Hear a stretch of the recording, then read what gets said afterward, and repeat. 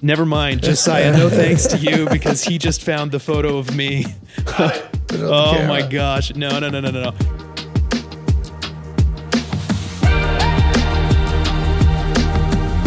This is Generation Health. Every week we bring you news, cutting-edge research, and time-tested best practices to help you live a long and healthy life.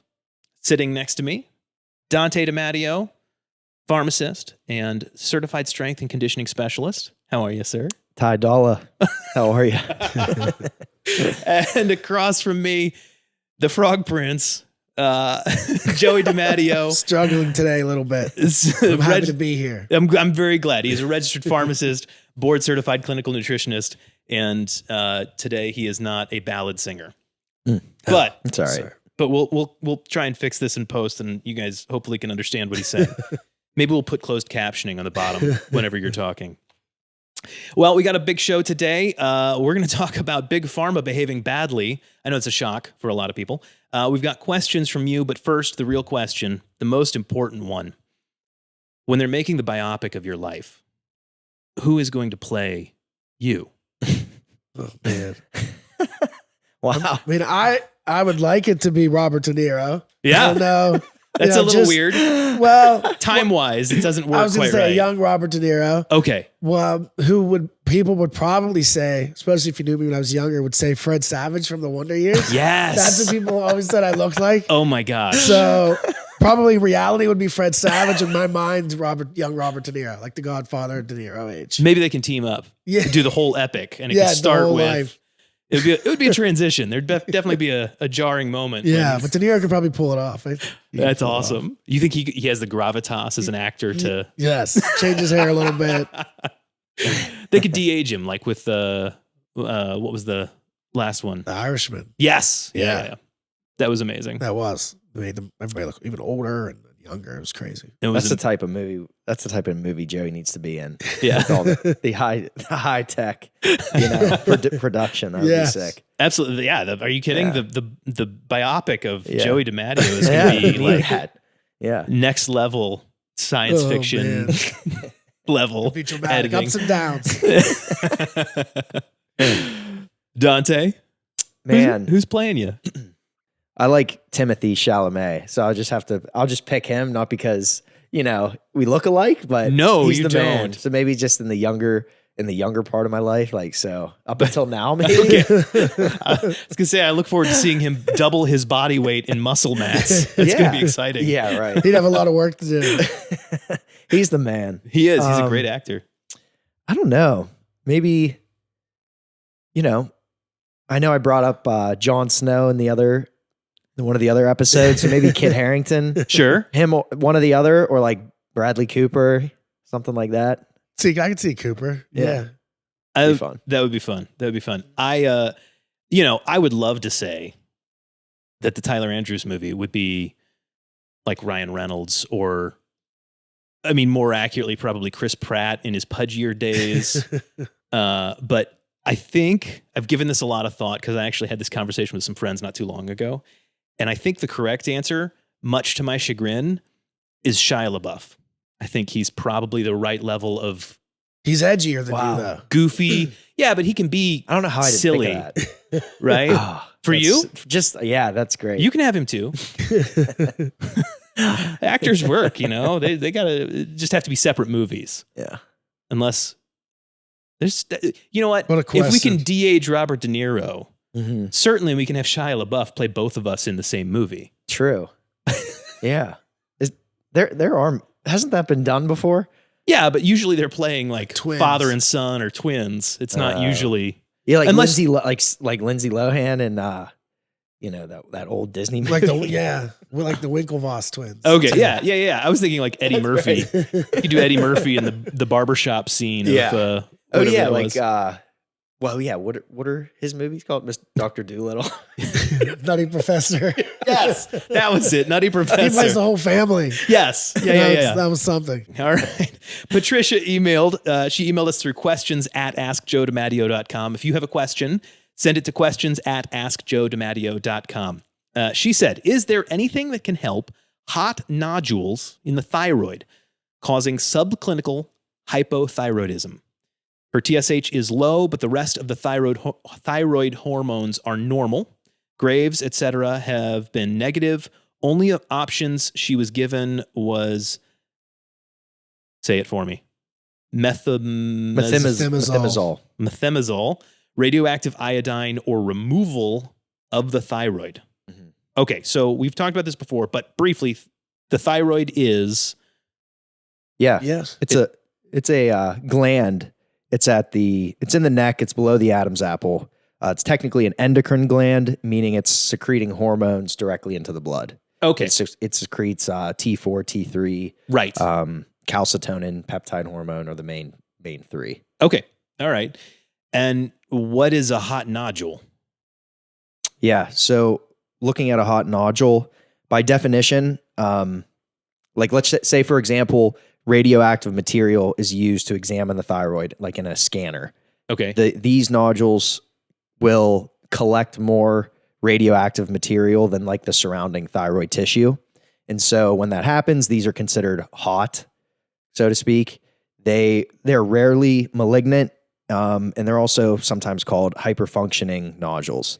And so what happens when they're hyperfunctioning, it's usually this over secreting of the hormones that are, being sort of released normally, instead that it's an uncontrollable amount or improper amount that's being secreted. So the thyroid has a lot of nodules or parts that are secreting a hormone, and this is specifically one or a couple are misbehaving and going over the top. Yeah, so it's a gland, and then there's literally like a bump or nodule, almost like a cyst-like cyst-like structure that has its own ability to cause hormones to be released. It's not normal, but it's not normal. It shouldn't happen, but it's common. Okay, if that makes sense. Yeah, and just to back up a little bit, because even for me, it's like every time we hear about the thyroid, you kind of just take for granted that you know what it does. Yeah, and I don't know, for a lot of people, it's just so linked to like energy or weight loss.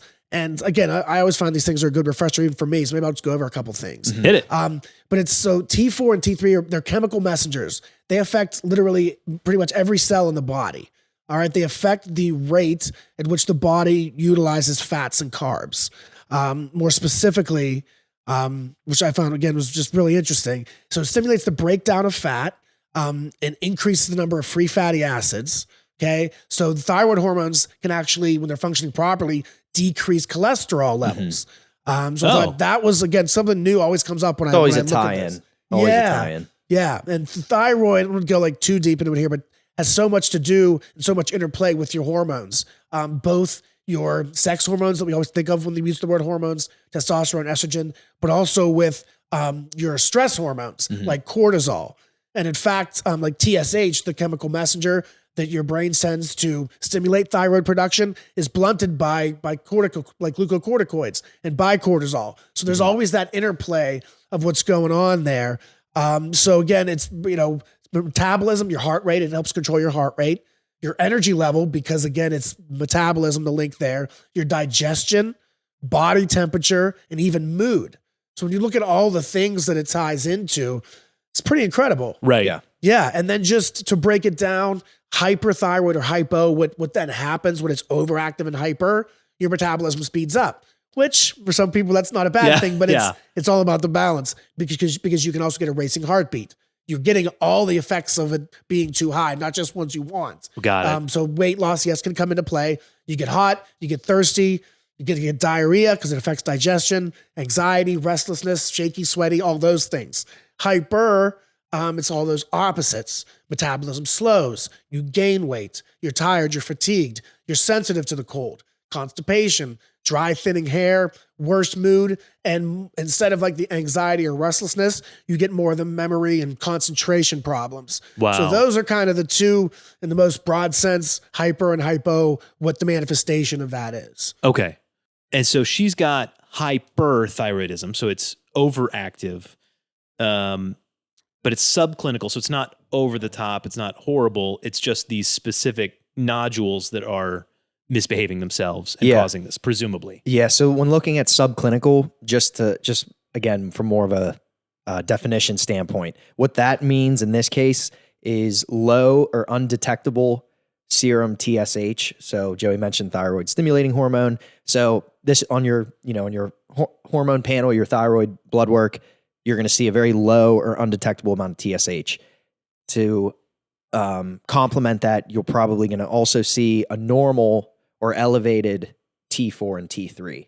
But usually you'll have this blood work done if you're symptomatic or you notice a lump near the Adam's apple, Sure. Something along those lines. But when you're looking at subclinical in this case, you may not have overt symptoms, but it's really referring to, the characteristics of the blood work. Like you don't have an overt increase in T4 and T3 that it's so high that's, something must be done about it. It's just more or less its own category. Okay. All right. I don't know if you have something to add too. So I mean, there's a lot of different directions. I think though, the whole subclinical aspect, I think like Dante was getting at, typically what you see then, because TSH again is the messenger from the brain to stimulate more thyroid production. So when that's really low, it means that the feedback it's getting from your body is there's enough circulating. Yeah. So the signal is not sent from the brain via TSH to make more. Because that's dictated by the levels really low of the TSH. So you would expect that the T4 and T3 would be high. Right. But it's not. So it's in the normal range. So I guess what I struggle with, and again, I'm not an endocrinologist, so I'm not saying to do or not to do something. Right. But my questions back would be, to the physician, if they want her to go to these measures, methimazole or radioactive or removal, but she's in the subclinical range, her actual hormones aren't high. So there's an autoimmune thing probably going on here, but I would want to know, what her symptoms are and if treatment is necessary, given that she doesn't have actual symptoms and manifestation of this. Yeah. And we're definitely, I know we'll get further into more treatment stuff, but from that perspective, what I gather is why they're more apt to aggressively treat something like that would be age, male or female, those sort of factors that would make you a better candidate. So, they know because there's in subclinical hyperthyroidism like this, there's an increased risk of AFib, there's an increased risk of heart failure, increased risk of cardiovascular and all-cause mortality. Wow. There's a chance for decreased bone mineral density, increased risk of bone fracture, especially in post-menopausal women. So I guess it's even at subclinical levels. Yes. And so these are all associative, ways to look at this. But at the same time, I guess if you fall into those categories, if you're over 65, if you have osteoporosis or you're on the border or you have heart disease or you have a history of heart disease, I guess that it just leaves the door open to say, if you're sitting in this subclinical hyperthyroid range, we have a conversation to be had on whether or not, treatment would be beneficial. If it's not showing up as like, we need to overtly treat you, we just know we have this set of risks that we have to kind of parse through. The other thing too, up to half of all people have at least one thyroid nodule, although most people don't even know about it. They can be caused by a multitude of different things. But reassuringly, in this case, about 95% of them are benign and they're caused by non-cancerous conditions. Okay. So just to, the cancer things sort of. Yeah, and we're also assuming that typically they'll do like a fine needle biopsy. It could be done really not just outpatient, but right in the physician's office. Wow. Really because of how superficial that the gland is and the nodules are. Yeah. It's not, just some of those things are for their physical distance and what you're going through, and it can be done pretty easily. So we're assuming that that's been done. Before they're talking about. So we're proceeding assuming as if she does not, God forbid, have cancer, given what she's brought up. The one key thing too, and just don't want to go over, is really hyper or hypothyroidism is typically caused by an autoimmune condition. So it's just the manifestation of it. If certain antibodies are going to be more stimulatory, that leaves more to the Graves' disease, which is more of the hyperthyroid. Others are going to be more blocking function and blocking thiodyne uptake by the thyroid. That's going to lead more to the Hashimoto's and the hypo. Okay. So let me get her exact term here.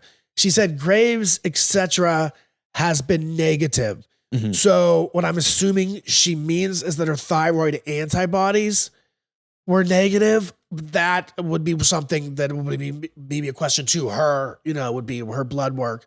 Because if there is, if that's not referring to maybe her doctor said she didn't have Graves because she's subclinical. Yeah. And maybe they didn't test or that she's not mentioning the antibodies. That just gives you a little more information maybe in what you can do and how you treat it. Because if there's, there are ways, not black or white, 100% effective ways, but there are ways that you can help the body function and, tamp down the autoimmune issue here, regulate it better is a better term.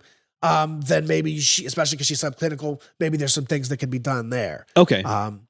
Okay. But we don't know that for sure. I'm just intimating that's what she meant, but it very well may not be. Well, then that's probably where we need to go next. What is the solution? I mean, it sounds like methimazole. Yeah. There we go. Radioactive iodine, removal of the thyroid. These seem like pretty extreme solutions if it's subclinical. Granted, it sounds like there's a reason for that, but it does. Those are certainly removal. That's an irreversible solution. Yeah. I think for her, methimazole, because of the way it works, it blocks uptake of iodine into the thyroid. And especially because she's subclinical, it's going to slow her metabolism. It can cause some weight gain. Again, largely in her case, she said, hey, I don't want to do methimazole, but her TSH is where it is, but and her T4 and T3 are really high. Then you say, hey, you're going to bring it down to normal levels. You're going to feel better in that sense. You're not going to have that anxiety or that rushing heart rate.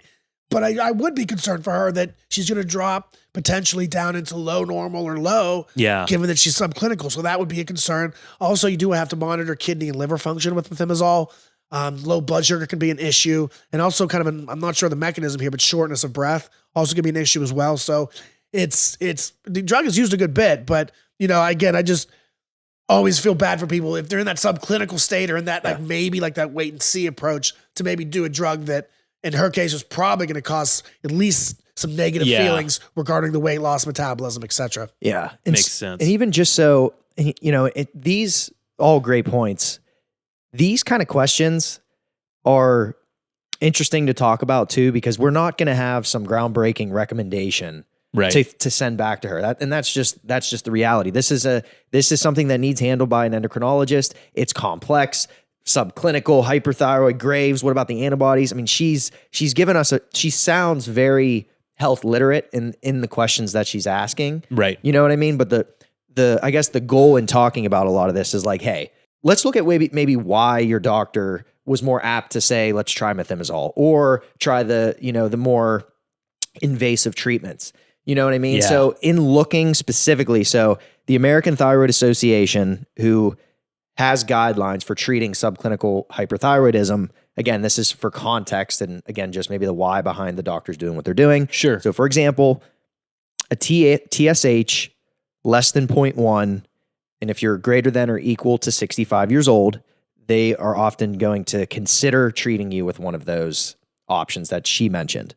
If you're less than 65 and you're asymptomatic, your TSH is below 0.1, consider treating again potentially. If it's from 0.1 to 0.4, they're more likely to observe and just kind of see how things change, get some more blood work done every 6 months or whatever. So in this case, that maybe sounds like where she is. Yeah. If you are, if you're younger than 65, but you have some of these comorbidities that we mentioned, the heart disease, the more symptoms of hyperthyroid, if we're assuming that, osteoporosis, if she's postmenopausal, all of those, we're not looking at this in a vacuum. We're not just looking at three numbers and acting like we know Patricia and know what the best steps are. This is a holistic type thing, and that's what an endocrinologist is trained to do. So Makes again, sense. you're looking at these different conditions, and you're always just weighing risk. I doubt that the endocrinologist was like, you need to 100% take methimazole because of X and Y, unless maybe she met more of these criteria than we even know about. And so a lot of laboratory cut points and guidelines, they have to set sort of arbitrary thresholds. And the goal is not that you have to hit every single one perfectly. And, she's got to follow the letter of the law in this sense. But again, it just gives us context, and you have to understand why the doctor's doing what they're doing. And I guess that's all I'm trying to help understand and even help maybe to ask better questions. Exactly. You know what I mean? To be more informed when you're in that meeting with the doctor. And sometimes it's intense, and you got those couple minutes. Doctor's great, but maybe he needs to get on the next point, whatever it is, and you don't have all those things on the tip of your tongue. Hopefully, this can at least give you some some more education about what to ask, how to ask it. Yes. Absolutely. Understand. Okay, so does she have any other options? Are there, I mean, obviously we're making a lot of assumptions here, but what are some other things that she can do to support? I think that, this is not as simple as, hey, vitamin D levels low, take vitamin D. Yeah. LDL is, that's more complicated, but LDL is high. I just want to get this number down. Reggie's rice. Right. Those things are pretty black and white. This one is more big picture in terms of what we would recommend. So we're assuming that it's coming from a hyperthyroid or an autoimmune, more accurately, standpoint here. Okay. And these are all things that are only going to potentially help and be good for her anyway. These are things that maybe if she is waiting and seeing, if that's what her and her doctor decide, something she could do in the interim to maybe give her a leg up on what that next appointment is like. Yeah. And technically she could do these things along with, but then it's hard to gauge, if there were any benefit. But gut health, any autoimmune condition, and it has been linked to, especially this, any type of autoimmune thyroid issue, both hyper or hypo, leaky gut, compromised gut barrier, allows toxins into the bloodstream, can stimulate the immune system in unnatural ways that we still don't quite know. But again, that just raises your likelihood to have some autoimmune conditions, especially if you have a history of antibiotic use, history of H. pylori, all sorts of things that have affected your gut and the integrity and the quality of your gut health in the past. So supplements would include like N-acetyl D-glucosamine, NAC, L-glutamine, gamma-oryzanol, and high-dose probiotics, at least for a period of time.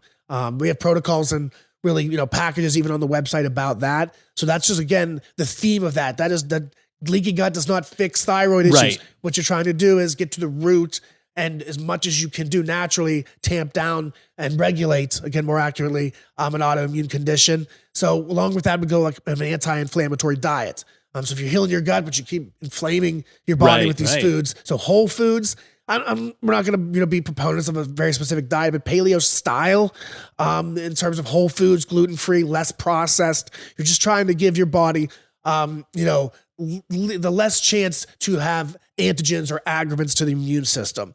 This is always a tough one, but stress management, exercise, prayer, meditation, yoga, those types of things. Of course, exercise, because whenever, like Dante had mentioned, when you're hyperthyroid, even subclinically, it can raises your risk of osteoporosis. So weight-bearing exercise is always going to be key. But in this case, you have a specific reason with the osteoporosis risk. But just do watch if you are experiencing, if somebody's watching with true clinical hyperthyroid and they're having symptoms, if your heart rate is really elevated, you're feeling, you get palpitations here and there, just watch overexerting. We get the exercise. And supplements, again, more specifically to the thyroid functioning and hyperthyroid, vitamin D, always with the autoimmune conditions, but there are studies. And again, some of these things are they correlated or are they actual cause and effect? But there was a study done in, lost track of it. It was done in Turkey, 849 patients, 440 had nodules, 400 did not. Those with nodules had significantly lower vitamin D levels in general, significantly lower. So again, that could be a correlation of their general health. Is it causal? We don't know, but a lot of smoke around vitamin D in general, as we mentioned before. Yeah. So L-carnitine, selenium, probiotics, and then this would need a prescription, but LDN has been shown to help lower antibodies as well. Thyroid-specific antibodies. LDN can help with a lot of autoimmune conditions, but specifically we've seen it with thyroid. Cool. So those are the things, at least from a natural standpoint, on Dante has things to add, but that's what I came up with, again, in a general sense for thyroid. All right. Anything else? No, I would say that covers it all. Yeah. This seems like there's definitely a role for selenium specifically. I know she mentioned she doesn't have the Graves antibodies or, whatever.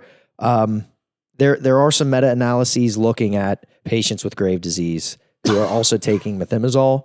And there's within that population specifically, there's maybe some mixed benefit with enhancing the effect of the methimazole and therefore enhancing the effect of the functioning, of your thyroid gland. Got it. That's all. So, you start Googling thyroid, selenium, or at least that's worth something throwing out to your endo. Yeah. If it is trending more towards Graves. Another thing to look into. Very cool. All right. Well, let's give Joey's voice a rest for a minute. That was impressive. That was a lot. Yeah, I'm kind of impressed right now. I think he's restoring. I think he's restoring function. He's sounding better. You just needed to talk more. It's on fire a little bit right now. Oh, dude. Yeah, okay. Rest for a minute. Here we go. We're going to talk about AbbVie. U.S. drug maker AbbVie is getting some unwanted attention. Of course, it's unwanted by them, but then again, they kind of deserve it. This is an article from the Daily Mail. AbbVie made $114 billion on Humira by litigating its competitors. AbbVie raked in at least $114 billion over the last 7 years by setting up a complex series of patents around Humira. Is that I'm saying it right? Humira? Humira. And suing any competitors that tried to enter the market with knockoffs known as biosimilars. Prices were expected to drop significantly for patients in 2016, but using its patent tactics, AbbVie managed to raise prices by 60%, costing some users up to $80,000 per year. We'll get back to this in just a second, but the point is the drug, Humira, was supposed to be available for generics or biosimilars, which I guess that's a separate thing. Mm-hmm. And instead of that happening, AbbVie used some squirrely methodology to create a whole bunch of patents and then sue everybody that came anywhere near their product. Is that correct? Yes. Okay. All right. I'll keep reading here. AbbVie has raised the price on Humira 30 times since it entered the market and made at least $208 billion, according to the New York Times. More than half of that was made since 2016. 2016 was when the biosimilars were supposed to come on the market. But AbbVie applied for a litany of patents, at least 311 patents, 165 of which were granted, surrounding Humira's process and formulas in an effort to extend patent protections. Whenever a biosimilar attempted to enter the market after 2016, AbbVie bombarded the company with lawsuits and allegations that their patents had been violated. Since 2016, AbbVie settled lawsuits with at least 10 biosimilar companies, according to the Times, each of which agreed not to enter the market until this year, 2023. Operating with near impunity, AbbVie jacked its prices up on customers who desperately turned to Medicare for help, in turn saddling taxpayers with the cost. One study found that between 2016 and 2019, Medicare paid $2.2 billion with a B more than it would have had biosimilars made it to market in 2016 as they were supposed to. Since 2016, AbbVie settled lawsuits with at least 10 biosimilar companies, according to the Times. So this is crazy to me. Isn't the whole point that we're supposed to be able to get the biosimilars or the generics or whatever so that these prices can come down? I understand that they need to make a profit and recoup cost of research and all that stuff, but this is what happens, wild. This is very common in terms of the end of what would be the main patent for a drug company to pull these tactics. This is exceptionally intense for multiple reasons. One is just the price of the drug itself. Yeah. So a year of, if Lipitor did this, let's say, $300 a month for somebody, these drugs are $7,000, $10,000, $13,000 a month. Wow. So the magnitude. Second of all, the fact that it's a biosimilar is analogous to a monoclonal antibody drug, which Humira is, that a generic drug is to a brand. So we can use the term interchangeably, even though scientifically they're different. But the process of making and the end product itself, that's why it's a biosimilar instead of a generic, is so much more intense that it's much more easy to find ways to say, hey, we do it this way, patent this. It ends up like this, patent that. Wow. So there's so many more. A generic drug, really all it has to do is be the identical chemical. Yeah. It's on its chemistry lab. Right. Whereas the biological drugs, just like the words implying, it's more biology. They're rearranging DNA and altering DNA to be specific, to perform a very specific function in the body. That's what kind of a biological drug is versus a chemical that's in your bloodstream. It can have multiple effects. So that's what these tactics are the same, but they're exacerbated because of the complexity, the price of the biological drug. Yeah. But again, this is done. AbbVie's done this with other drugs. All these drug companies do it. So this is normal. It's just the ramifications of this are even more intense. Yeah. It wasn't that they just were able to hold off competitors a little bit longer. It was 7 years. Yeah. And and they kept all biosimilars off the market. Yeah. And they started raising prices. Yeah, and a lot of this too, and there's a lot of different angles we can go in, and we will. But when you look at the specifics, they're saying that they basically settled with these companies. Like whatever, I'm just throwing out numbers, but this is how something like this would generally work. Hey, if we win and our patent should go till 2017. I'm 2027. You can't make your biosimilar till 2027. But if we lose, you can make the biosimilar now. So let's come to some financial agreement or some wink that in 2023 we'll let it go because we're not sure which one of us is going to lose and which how much we want to pay our lawyers. So those kind of things occur where nobody won or lost, but 2023 was this date that these two companies agreed on, and that ends up harming people because the bottom line is the cost of what is still in the system is so high. Yeah. So Medicare gets hurt, and private insurance get hurt. People with high deductibles, high copays all get hurt by these backdoor dealings. Yeah. And then further, the backdoor dealings that I find even more awful, honestly, are the ones that they do with the PBMs. And we've talked about this before, but pharmacy benefit managers are middlemen between a pharmacy and the insurance. So, for example, a pharmacy doesn't get a check from the insurance company. They get a check from the PBM who passes on a price to the insurance. And the PBM is holding all the money, basically. Yeah. They're getting the money from the insurance. They're paying the pharmacies. So in between there, they're marking up the price, processing fee, et cetera. But they're going to Humira and saying, hey, even if this biosimilar comes on the market, we will cover your drug, even though it's more money, because we don't care what Highmark has to pay. So we'll cover this drug for you if you give us a rebate back.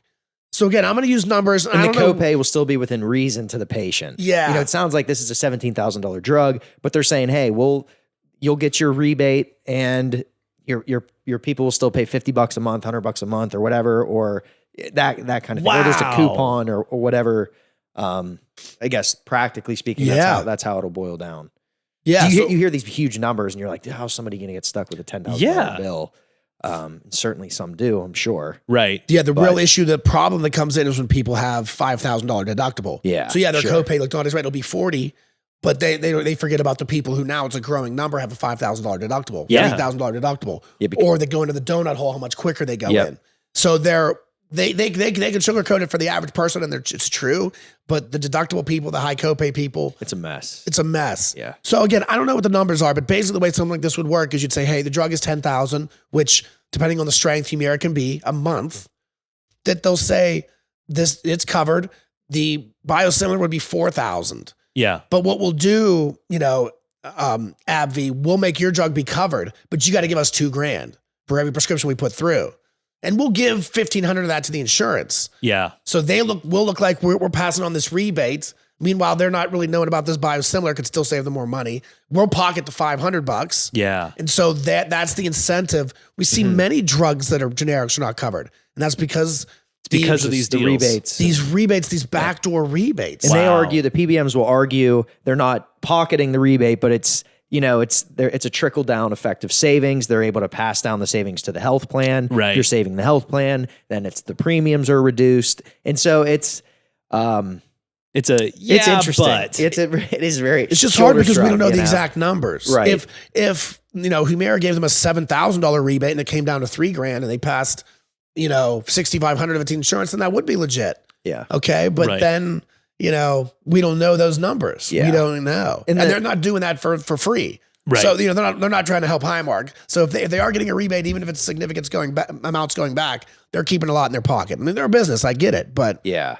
The other thing too, you mentioned about the settlements, and I assume unless I interpreted this wrong, there was something about royalties being paid past a certain year. Yeah. So even though they're biosimilar, even though the generic or the biosimilar company, they're able to produce it, sell it, it's in market, there's a percentage that goes to AbbVie. Yeah. Because they're the OG, basically. That right? was another that's part of, That was another article that was talking about how now that the biosimilars are theoretically hitting the market, on Wall Street, some people were going, "Oh, it's going to be real bad for AbbVie." But the reality is, because they own the patents on the processes to create all of these biosimilars, they're allowing these other companies to utilize their patents to make the processes to make the drugs, but they're getting a percentage kickback the whole way. So even though prices may come down a little bit or even a lot of it, it's probably still not going to hurt AbbVie all that much. Yeah. Yeah, exactly. This is more of a question too, I guess. Yeah. So I guess what's like the end result here? Apparently all of this was well within the letter of the law. Yeah. And then companies still will continue to do it. And it's capitalism. Like there's going to be a fight. There's going to be a fight. There's going to be pushback always with your product's about to lose its exclusivity. And, yes, we have other drugs in the pipeline, but profits are going to go down, whatever. I mean, everybody's dealing with that in small or large scale. But is this dissuading biosimilars from making drugs for the future? Point. I mean, I assume if I'm a biosimilar and we have to go neck and neck with AbbVie every time we, maybe utilize a similar technology, at what point are you just going to say like, the heck with it? Unless we come up with something new, I'm not even messing with them. Right. You know what I mean? Yeah. Right. I mean, that's a very rudimentary way to put it, but that's a great point to piggyback that. Here's the issue. Generic drugs are the identical chemical. It's a chemistry thing. Right. You have to make this identical chemical, synthesize it, you're done. You have to pass safety and purity, those kind of things, of course. But the chemical part, you make that identical chemical, you're grandfathered in with all the clinical testing. A biosimilar, you're not. Yeah. Biosimilars take 5 to 9 years on average to develop, then another 12 to 15 months for approval. Generic drug, you get approved like that. They test the chemistry of it. So you're already fighting this huge uphill battle of the development of these. Now, yes, they're generic drugs go for $20, $50, say $100, and the biosimilars going to go for $2, $3, $4 grand. I get that, but when you're looking at all this investment, and like Dante says, if all it means is you're going to have to battle, your costs are going to go through the roof because you're going to battle AbbVie's insurers, or you're not going to be able to you're going to develop it for 7 years. Approved a year later, and you can't go to market with it for 6 more years. Right, because you lost the fight. AbbVie was waiting until the companies were ready to go to market before they would hit them with the lawsuits. Yeah, or with the patent. I think that's what's disingenuous. Like there should be like a time where you can't file for any new patents. If you're making the Humira the same way, why at year 15 are you all of a sudden applying for this patent? That's what's a little disingenuous about it. Yeah. After whatever 5 or 10 years, you can't file for a new patent, right? But they do that. All the drug companies do. Well, now we're using it for this purpose, and we ran these clinical tests. Extend our patents. Yeah, that was one of the things that I read. Why didn't you try that 5 years ago? You held that in your pocket. These things do happen all the time, but the one article I read was talking about how AbbVie's taking it to a new level. Like this is really nobody's ever done it. 300 patent attempts. Yeah, they're setting a new bar. They're going, we're really going to protect this. I get it. They got to make a profit, and they certainly have made a profit. But man, it feels gross, and it doesn't help people. And I know they're not in the helping people business. They're in the making a profit business. And they help people too. I mean, it is a novel product. It's treating a crap ton of conditions. Yeah, for sure. RA, psoriatic arthritis, rheumatoid arthritis, psoriatic arthritis, Crohn's, and ulcerative colitis. It's back to all those autoimmunes. Wow. Yeah, autoimmune and inflammation stuff. Wow. And it is the only thing on the market that does it in this way. There are other things that are around for sure, including other things AbbVie makes. So that's part of what. Wow. So once the patent fight's over, they'll have these miracle studies about how much better Skyrizi is than Humira, and then they'll fight the fight that way. Wow. Yeah. But and again, I guess it's like it's twisted, but then it's like it's still, even though it's a little left of center, it's still nudging the ball forward with new meds, new treatments. But it is moving the ball forward at the expense of like elbowing your opponent in the jaw, basically. Man, I guess to me, I always look at it because that's absolutely true. I'm generally a capitalist, for sure. And they need to make money and make a lot of money because they invested a ton of money. Yeah. No problem with that. It's just then I just think like a lot of things, it just goes a little too far. Yeah. And if you're trying to cut the head off at the beginning and say they should just never have made billions of dollars, I'm not with you on that. Well, because AbbVie is helping people. Yes. If you cut it off maybe lower down and you Yeah. say, hey, maybe the rebates and maybe 315 patents 15 years after you made the product, that's a little too far. That's maybe where I'd come in, you know? Yeah. So It's- not opposed to making a profit, No. but boy, this hurt and hurt a lot of people.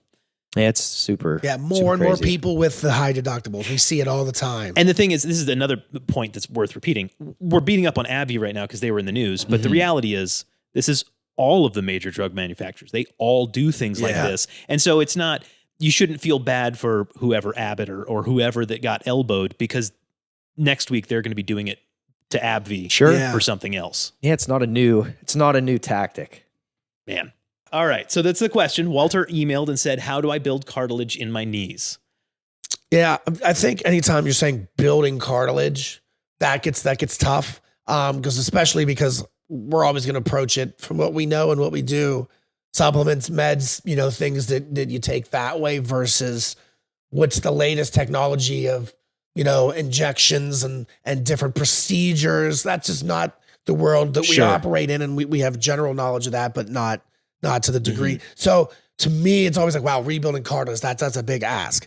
There are things out there that are relatively new, like membrane-induced autologous chondrocyte implantation. Oh, you don't say. MACI. Yeah. So they're basically harvested from the body chondrocytes. So basically, they're cartilage-forming cells. They're cells that haven't become cartilage yet. They're cartilage-forming cells. Kind of And like a stem cell? yes, like a cartilage stem cell, but like further up the chain. It's like Okay. its next step is makes cartilage. Got it. So it gets re-injected into the joint area where it's needed.